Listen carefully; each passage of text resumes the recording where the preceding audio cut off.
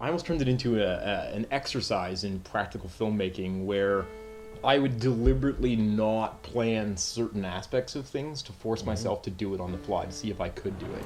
Asshole, yeah, no, he's done. Damn it! Well, I don't know. Sometimes I think it's good that some of these challenges come up, because then you come up with more interesting things because you have to think on the fly and figure it out. I don't want to stand around waiting for this dude unless he's gonna move in a second. So you know what? I'm gonna go ask. Never hurts to ask. You gonna go ask? I'm gonna come.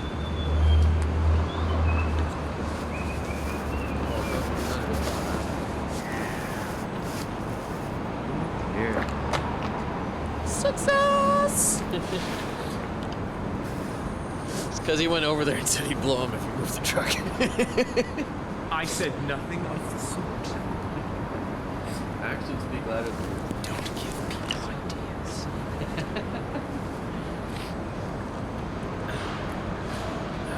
All right, let's do this quickly before another truck goes in.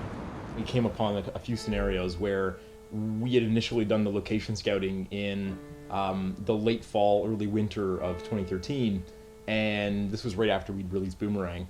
And what we ended up finding for locations then, ultimately when we went back months later, didn't work out the same because the environment had changed. See, we pushed this sequence till March because we hoped that the snow would be gone. Yeah, that didn't happen. Cold ride. It's fucking freezing. I suffer for my art. I suffered for my balls. Yeah. Yeah. So you would prefer to wear it zipped up for the entirety of when you're wearing it? Yeah. Because it's fucking cold. The river sequence was originally supposed to be down on this lower graveled platform underneath a railroad overpass. And it was a great location. We got some great shots in the test footage, and it had like all this graffiti and it was really prominent. And I was really hung up on it when we first got there, and we realized that from the November location scout to May when we actually shot it, the river level had actually risen about 3 or 4 feet. Did you know that this thing existed, Rob? Further down there, there's some really cool like it drops down. Did you want to check this out? I'd like to check this out, and then let's check that out too. And so the entire location was flooded, and on the fly we had to restage the entire thing to take place on the bridge. And the bridge was supposed to be a factor in the original scene, but it wasn't as integral. And ultimately I think it worked out a lot better, because when we focused it down on the bridge, we ended up coming up with this idea that it was this really special location for Trevor and Taylor. And so they have that little terrible lovey gooey heart thing with their names in it, and it's etched on the bridge, and you can't find it anymore. We actually went back the other day to try and see if we could find it, and it's been repainted and re-graffitied over top of, so it's not even there anymore. But the 11/11 reality tour just lost a major landmark. yeah, you can't find it anymore. When you go out and find all our locations, you can't find it. But that bridge sequence just looked so majestic and so Lord of the Rings, you know. I'm really happy with the way that scene got together, because it essentially is what I pictured when you initially brought that to me and said, maybe we just do like a single shot where he's throwing pictures into a fire, and I like that. The core of what I thought the scene was is essentially what we shot. So I'm really happy with the way that cut together. Yeah. So this is the suicide capital of Toronto that we're on here. It used to be the Bloor Viaduct, but then they put up suicide barriers, and then everybody migrated here to Leaside. We're really going for authenticity. Think of it in that context. Is that somebody we know? We're famous. I think they're saying, don't do it. You have every reason to leave. Call the distress center.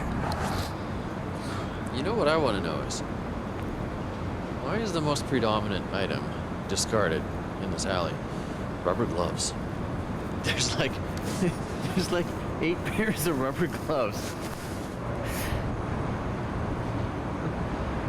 It's one of the most hygienic alleys I've ever been in. I realized after it was hard for me to figure out where the line, where I was putting myself into the scene and where I was putting my character into the scene for this, just because it was in my house. Action. Cut. Good. Do for my work.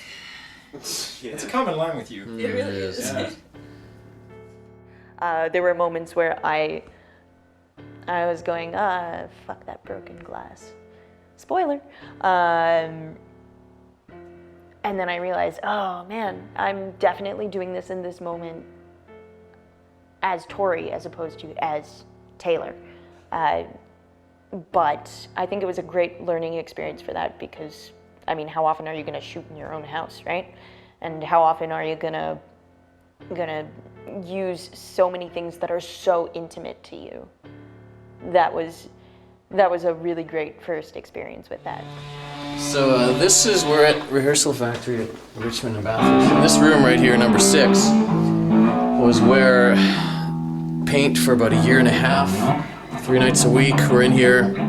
We wrote, demoed, pre-production to most of the Where We Are Today album, right in this room. And if you watch the Where We Were in April documentary about that record, we're actually in this room discussing the title of the album one drunken night after a show at the Hideout. So a lot of history in this place here. And then the Cheap Speakers used to rehearse around the corner there as well. And we'd all run into each other here. So this is a landmark of the Toronto music scene. Then I'm blocking it. So, I mean, I could start out here, follow them in, and they duck into the stall. And then... So I still think getting, like, people not flushing the toilet, I don't even understand how that's a thing. And this is in the afternoon, so that's been there for like 12 hours.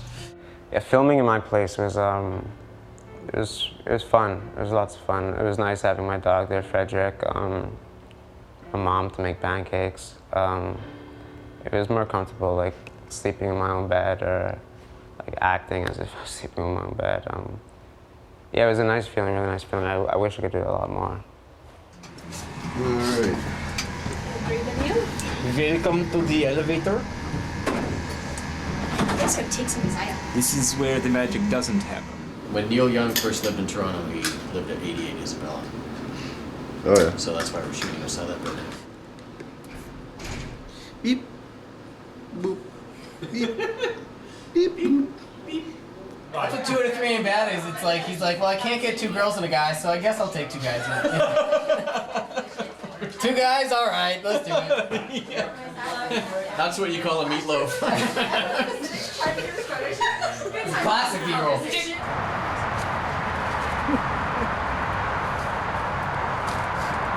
is the moment where Ryan falls in the river.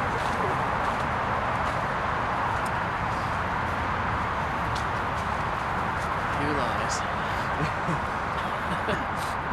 Survived!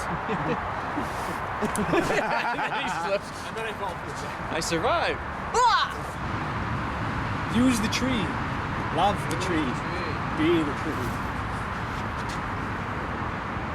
Get those guys, we can end the sequence with all of us breaking into a Bollywood dance.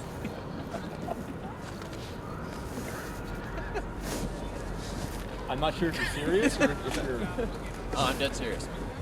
We'll both get a picture. Can we just go right in front of the camera and just start dancing with them? Like, buddy, Ranjeev to that. Okay. Oh, so were you filming when I was doing this stupid shit? I was saying to everyone, it's like, you ever catch me doing the Chris Martin Coldplay moves on stage? Haven't you done that? One of you have the permission to. I thought I saw you do that. Have I done this before? I probably have. Maybe I should. Maybe I shouldn't make fun of them. Actually, I kind of have done those.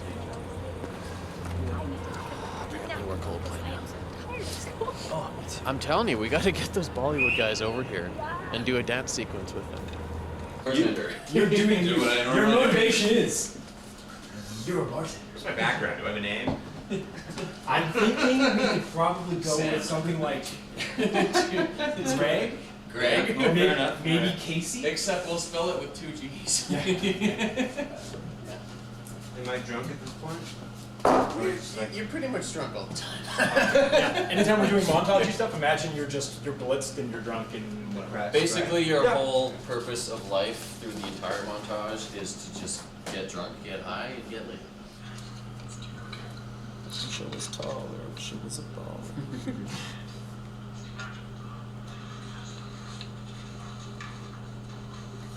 Good. That's it. That's it. That's great. Good.